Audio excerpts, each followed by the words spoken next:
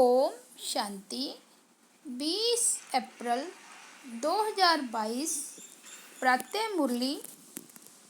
मीठे बच्चे, जो खुशी खुद को मिली है वह सबको देनी है। तुम्हें सुख शांति बांटने का धंधा करना है। प्रश्न है, तुम बच्चों को इस बेहद ड्रामा की हर सीन बहुत ही पसंद है, क्यों? उत्तर है, क्योंकि स्वयं क्रिएटर को यह ड्रामा पसंद है। जो क्रिएटर को पसंद है तो बच्चों को भी अवश्य पसंद होगा। तुम किसी बात में भी नाराज नहीं हो सकते। तुम जानते हो, यह दुख सुख का नाटक बहुत सुंदर बना हुआ है। इसमें हार जीत का खेल चलता रहता है। इसे खराब कह नहीं सकते। दिन भी अच्छा तो रात भी अच्छी। इस ड्रामा में जो भी पार्ट मिला हुआ है उसे खुशी से बजाने वाले बहुत मज़े में रहते हैं। इस बेहद नाटक की नॉलेज का सिमरन करने वाले सदा हर्षित रहते हैं। बुद्धि भरपूर रहती है। गीत बजा है, हमारे तीर्थ न्यारे हैं। ओम शांति।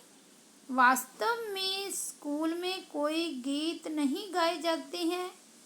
यह पाठशाला है, फिर भी यहाँ गीत क्यों गाए जाते हैं?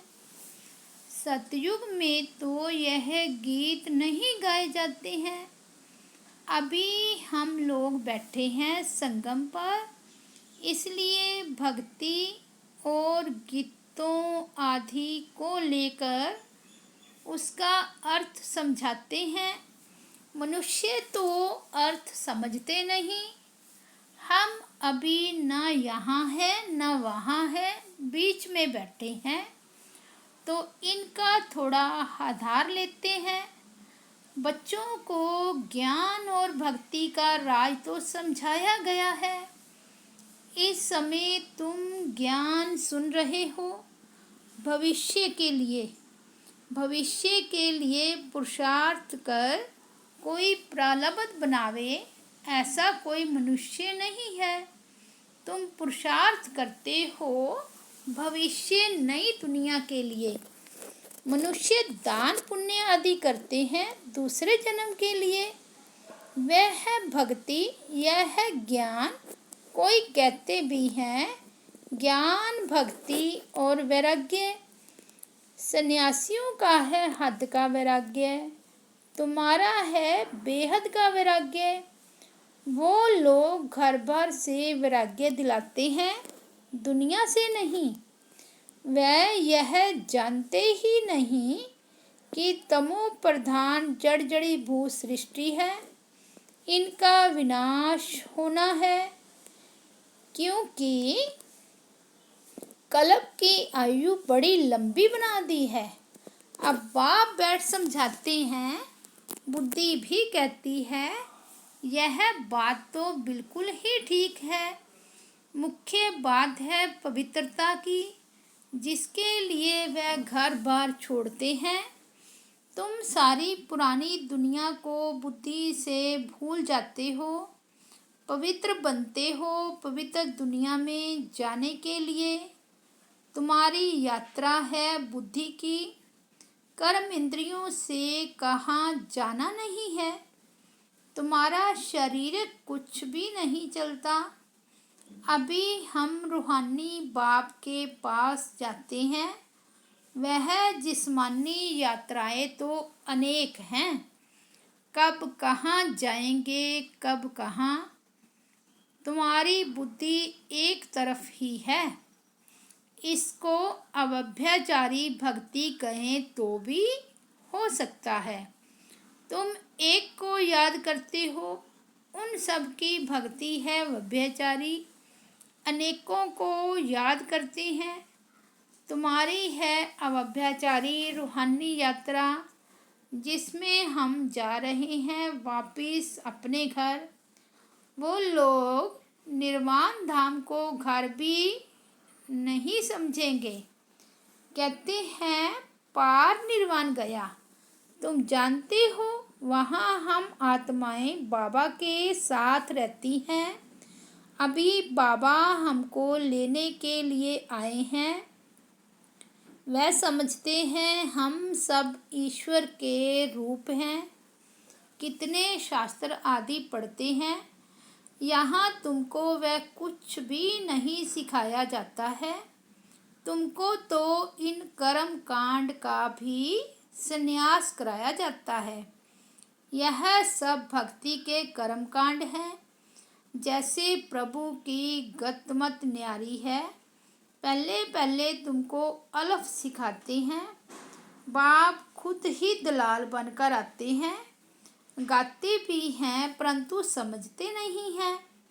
तुमको कोई भक्ति से घृणा नहीं है, कोई से भी घृणा नहीं आती है, जबकि जानते हैं कि ड्रामा बना हुआ है।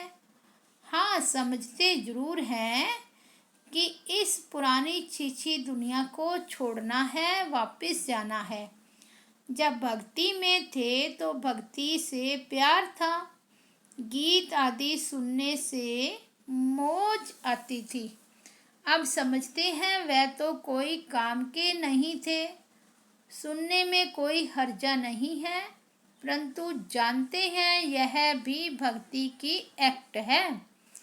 हमारा अब उनसे बुद्धि योग टूट ज्ञान से जुड़ गया है। ज्ञान और भक्ति दोनों को तुम जानते हो। मनुष्यों को जब तक ज्ञान ना मिले तो भक्ति को भी बहुत अच्छा समझते हैं। हम जन्म जन्मांतर भक्ति करते आए हैं। भक्ति से स्नेह बढ़ गया। अब हमारी बुद्धि में है यह दुख सुख हार जीत का बना हुआ ड्रामा है, तो उन पर रहम आता है। क्यों ना उन्हों को भी रचयिता और रचना का ज्ञान मिल जाए, तो बाबा का वर्षा पा सकें। जो खुशी अपने को मिली है वह दूसरों को देनी चाहिए। सिंध वृत्ति विदेश में बिजनेस करने वाले जाने वाले जब देखते हैं फलानी जगह धंधा अच्छा चलता है तो अपने मित्र संबंधियों को भी राय देते हैं कि फलानी जगह चलो, वहाँ कमाई बहुत अच्छी है। तुम जानते हो कि इस रावण राज्य में दुख ही दुख है। मनुष्यों को यह मालूम नहीं है कि ज्ञान क्या चीज़ है। साधु संत भी नहीं जानते कि इस ज्ञान से स्वराज्य मिलता है। पूछते हैं इस ज्ञान से क्या प्राप्ति होती है, तो लिखा जाता है शांति और सुख दोनों मिलते हैं, सो भी अविनाशी। किसको सुख शांति का धंधा हाथ आ जाता है तो फिर उसमें ही लग पड़ते हैं। हाँ, जिस्मानी सर्विस भी कुछ समय के लिए करनी पड़ती है। सत्संग का टाइम भी सुबह और शाम को होता है। माताओं को घर का बंधन रहता है तो उन्हों के लिए फिर दिन का टाइम रखा जाता है। सुबह का टाइम सबसे अच्छा है, फ्रेश माइंड होता है। जो सुनते हो उनको फिर धारण कर उगारना है। दुनिया में यह किसको मालूम नहीं कि निराकार परमात्मा भी पढ़ाने आते हैं। भगवानुवाच, तुमको राज योग सिखलाकर नर से नारायण बनाता हूँ। यह योग बड़ा नामी ग्रामी है। मनुष्य विनाशी धन का दान पुण्य करते हैं तो राजाई घर में अच्छा जन्म लेते हैं। यहाँ तो तुम 21 जन्म का वर्षा पा रहे हो। तुम सब कुछ दान करते हो 21 जन्म के लिए। फिर कोई भी पद पाने के लिए पुरुषार्थ नहीं करना पड़ेगा। पद फिक्स हो जाता है। अभी तुम अपना वर्षा बाप से ले रहे हो, इसलिए बाबा कहते हैं अच्छी तरह पढ़ो तो जन्म जन्मांतर राजा बनो। पहला जन्म मिलेगा ही ऊंच, प्रजा को भी ऊंच मिलता है। राजाई में दास दासियां आदि सब चाहिए। जितना पढ़ेंगे महादानी बनेंगे, उतना ऊंच पद पाएंगे। बाबा भी महादानी है, सबको साहूकार बना देते हैं, सुख और शांति का वर्षा देते हैं।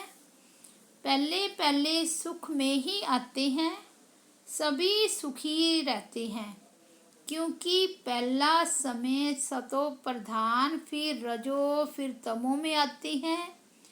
उनका पार्ट अपना और हमारा पार्ट अपना।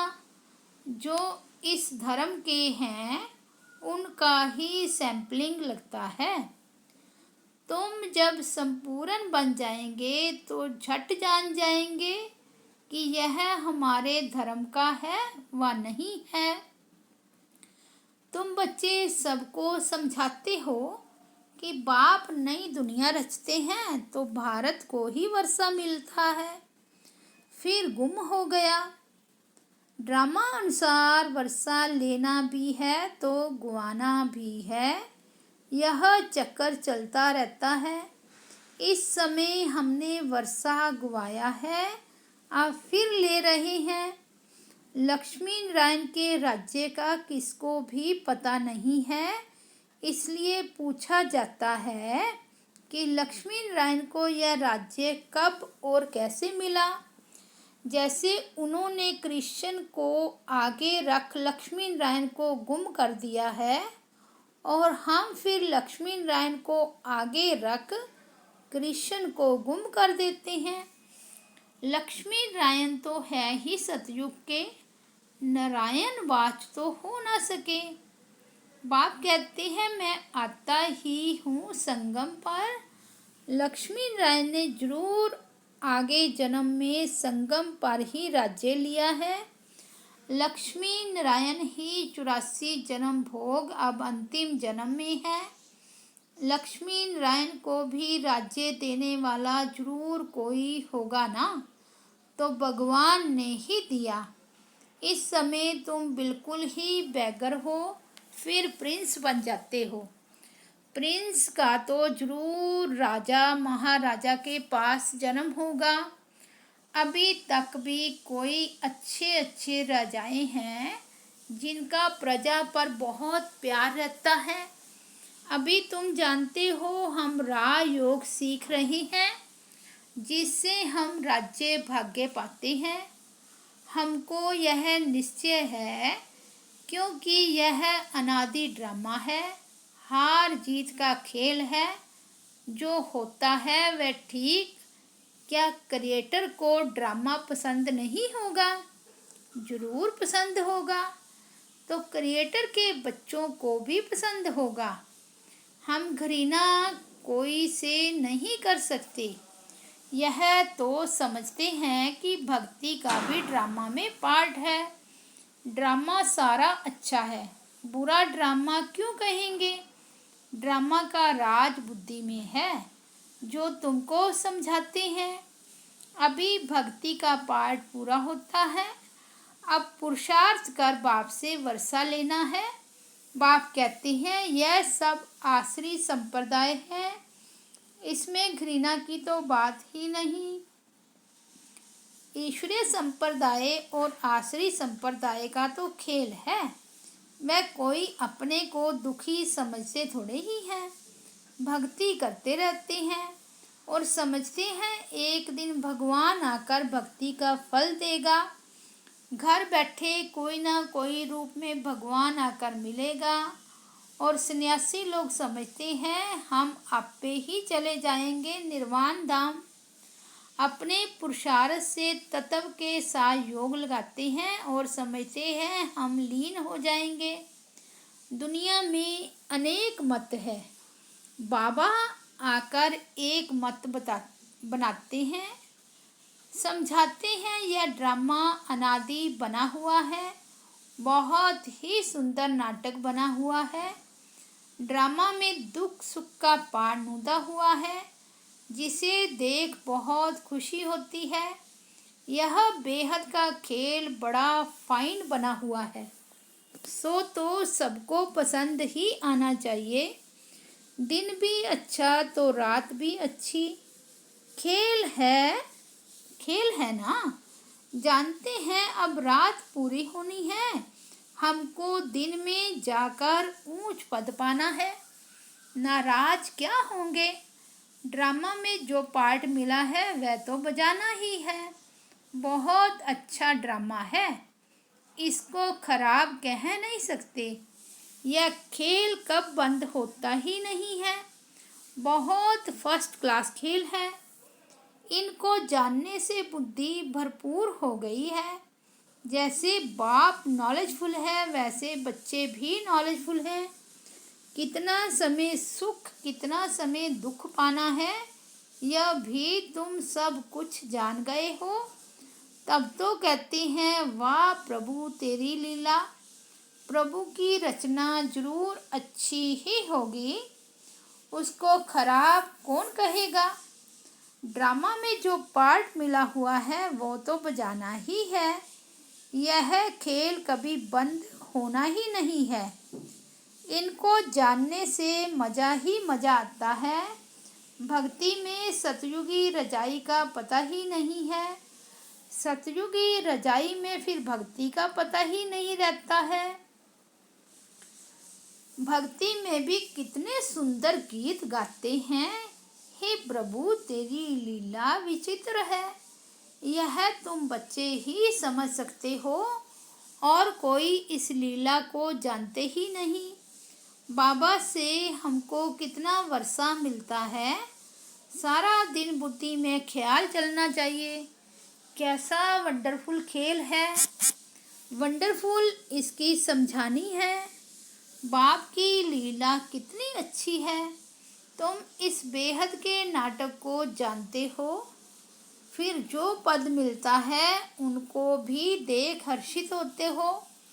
मनुष्य नाटक देख खुश होते हैं ना, वह वैरायटी नाटक होते हैं। यह एक ही नाटक है। इस नाटक को जानने से हम विश्व के मालिक बन जाते हैं। कितनी वंडरफुल बात है। बाप द्वारा तुमने ही जाना है, इन बातों में रमन करना पड़ता है। गृहस्थवार में रहते 2-3 घंटा निकाल यह नाटक देखकर आते हैं। वह भी किससे पूछा जाता है क्या, बुद्धि में बैठ जाता है। वैसे यह भी बेहद का नाटक है, यह क्यों भूलना चाहिए। इस चक्कर की स्मृति तो बिल्कुल ही सहज है, इसको और कोई नहीं जानते हैं। तुम बुद्धि से जानते हो और फिर दिव्य दृष्टि से देखते भी हो। आगे चल और भी बहुत ही सीन सीनरियाँ देखेंगे। अच्छा, मीठे मीठे सिकिलदे बच्चों प्रति माता पिता बाप दादा का याद प्यार और गुड मॉर्निंग। रूहानी बाप की रूहानी बच्चों को नमस्ते। हम रूहानी बच्चों की रूहानी बाप दादा को याद प्यार गुड मॉर्निंग और नमस्ते। धारणा के लिए मुख्य सार फर्स्ट पॉइंट है, बाप समान महादानी बनना है, सबको सुख शांति का वर्षा देना है, ज्ञान को धारण कर फिर उगारना है। सेकंड पॉइंट है, बेहद नाटक को देख सदा हर्षित रहना है। प्रभु की लीला और यह नाटक कितना विचित्र है, इसका सिमरन कर मजे में रहना है। वरदान है, पुरुषार्थ के साथ योग के प्रयोग की विधि द्वारा वृत्तियों को परिवर्तन करने वाले सदा विजयी भव। पुरुषार्थ धरनी बनाता है, वह भी जरूरी है, लेकिन पुरुषार्थ के साथ साथ योग के प्रयोग से सबकी वृत्तियों को परिवर्तन करो तो सफलता समीप दिखाई देगी। दृढ़ निश्चय और योग के प्रयोग द्वारा किसी की भी बुद्धि को परिवर्तन कर सकते हो। सेवाओं में जब भी कोई हलचल हुई है तो उसमें विजय योग के प्रयोग से ही मिली है। इसलिए पुरुषार्थ से धरनी बनाओ, लेकिन बीज को प्रत्यक्ष करने के लिए योग का प्रयोग करो, तब विजयी भाव का वरदान प्राप्त होगा। स्लोगन है, सेवा द्वारा पुण्य की पूंजी जमा करने वाले ही पुण्य आत्मा है।